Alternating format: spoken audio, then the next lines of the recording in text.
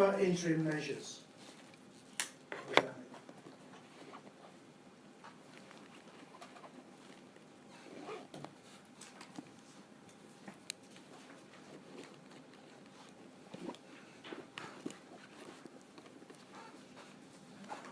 Well, again, the word interim kind of gives you a clue. It means something that's going to happen before the case is finally disposed of. So interim measures would typically include trying to conserve things, such as evidence, documents, maybe making sure that monies don't get made to disappear before ultimately the award is issued.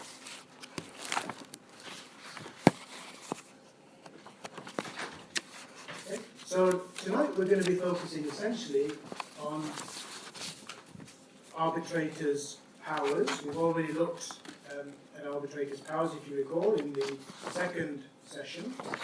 This is building upon that. Now, if you've had a look at the notes, you'll have seen a quote from Lord Denning, one of my favourite English judges. Favourite because when as a student I struggled to understand the subject. His judgments always seemed to clarify. He loved the use of short sentences and subheadings, and was always very clear. Not always very orthodox in some of his views, but there you go. What Lord Denning said, and this is going back to 1981, he said, arbitrators are impotent. They can make all sorts of orders for pleadings, discovery, and the like, but they are exhortatory only. Either party can cock a snook at the arbitrator, either can disobey with impunity. It is only the court that can bring an arbitrator and that can bring a party to book. Amen.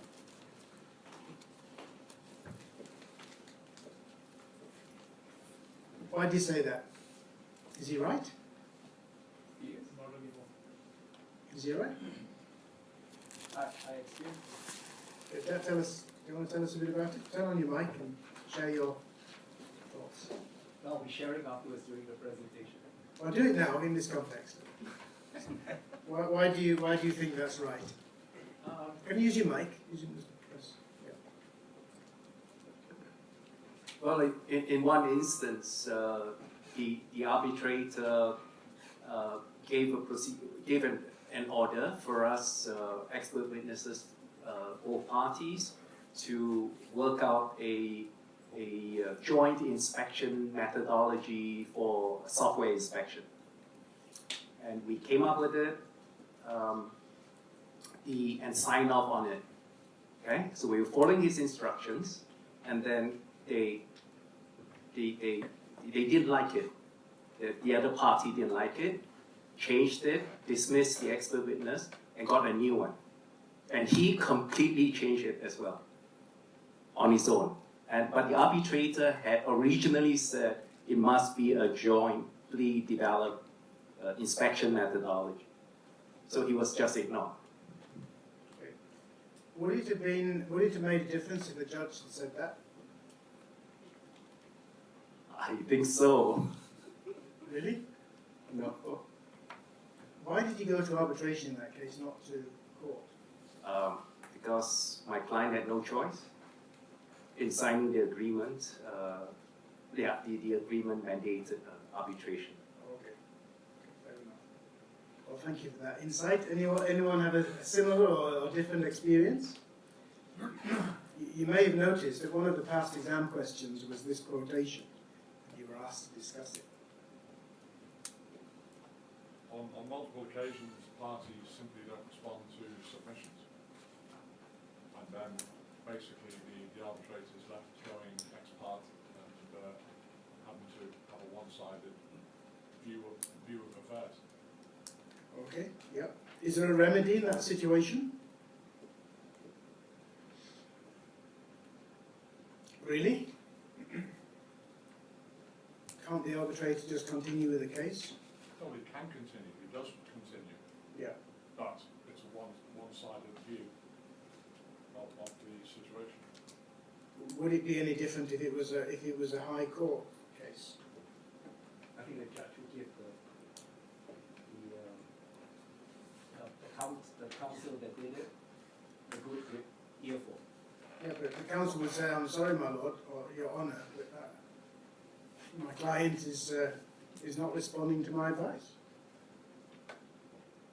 I'm here out of deference to the court to explain the situation, but Your Honour, I'm sorry, there's nothing I can do about it." Couldn't he be found in contempt of court? Well, the lawyer, Whoever. possibly, but what was that going to do if he's not there?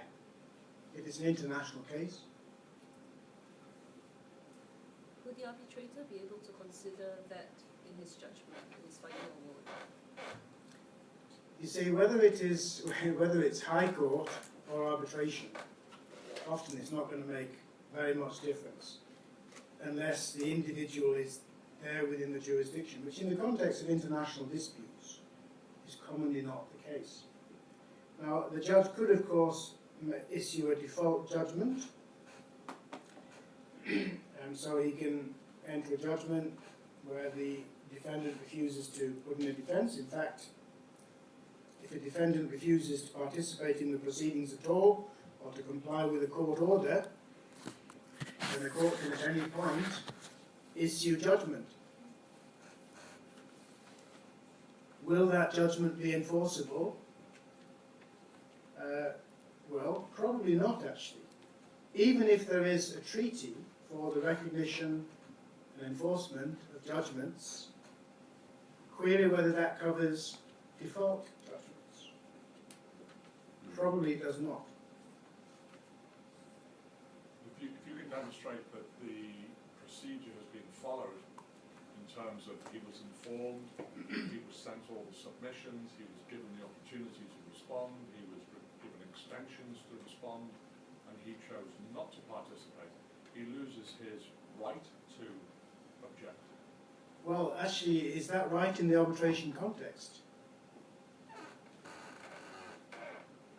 It isn't, is it? But the arbitrator can issue an award. Remember, I told you that in certain circumstances where a party is in default, even though there is no default award, there's no summary award, then the arbitrator, having demonstrated all of the above, extensions given, served, every opportunity to present case, all of this documented in the award,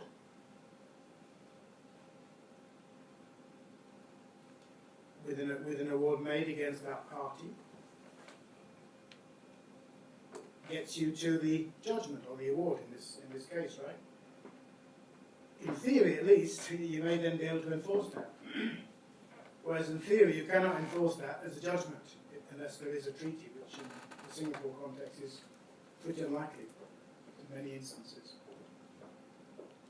So there are ways and ways. It's just that the arbitrator has to go through a slightly longer procedure in order to arrive at the same result that the court would arrive at.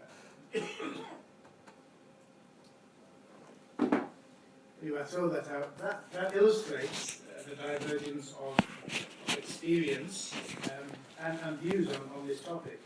So tonight we're going to look at, in particular, conservatory measures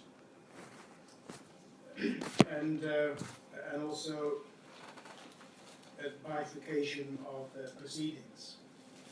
Before we come on to the detail of that, do you remember I've given you some instances of alternative methods of resolving disputes from times ancient to times modern. One of my favourites comes from Scotland, and this was a method of resolving disputes that took place around the area of Glencoe in the islands of Scotland, in the Highlands of Scotland, and Loch Leven. Now, there when parties were disputing the the matter would usually come before the clan chief as the arbitrator. And what he would do is he would send the parties away to an island in the middle of Loch Leven. Incidentally, Mary Queen of Scots was imprisoned there for a time. That's by the by. They would be sent to an island which was called the Isle of Discussion. Okay? And there they would go with a husk of bread and a dram of water, and there they would